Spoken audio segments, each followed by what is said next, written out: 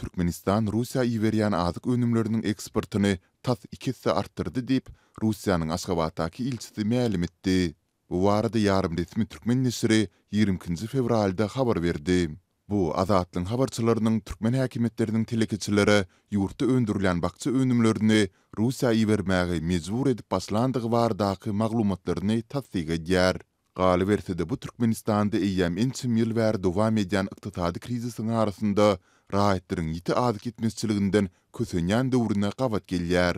Moskwanyň Ukraina garşy başladan esassız urşunyň arasynda Russiýanyň daşky dünýäden barha üzgünleşdirilmegi we oňa garşy berk sanksiýalaryň girdilmegi bilen görnüşinden Türkmenistan bu ýurt bilen siýasy, şeýle-de sowda hyzmatdaşlygyny has artdyryp başlady.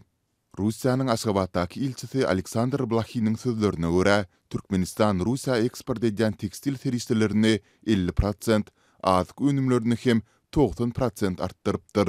Türkmen hökümetçi nesirlerinde çykan bu maglumatda munyň haýsy döwri öz içine alýandygy, şeýle-de artandygy aýdylan eksportyň anyk sanlary aýan edilmeýär. Galy berse-de geçen ýylyň awgustunda Türkmen hökümetçi nesirleriniň Russiýanyň Rossельхознадзор gullugyna salgylanyp beren maglumatynda Türkmenistanyň Russiýa gök we miwe önümleriniň eksportyny 2020-nji ýylyň ýanwar-iýul aýlarynda geçen ýylyň degişli döwri bilen deňişdirilende 30% artandygy nykdyldy.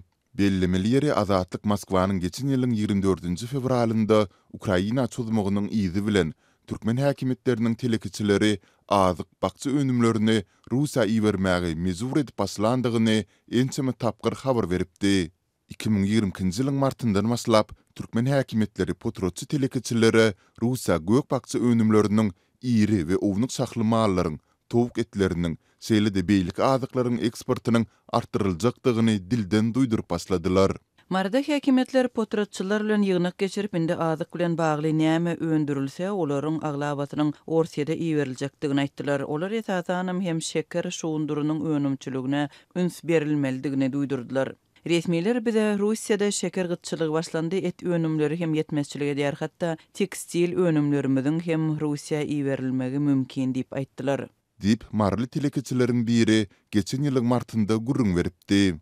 Sol pursat häkimetler hili ýokary önümleriň eksporty iýeriljakdygyny, hili pes owu hojuluk önümleriniň bolsa içerki bazarlara ýerlenjakdygyny aýdypdylar.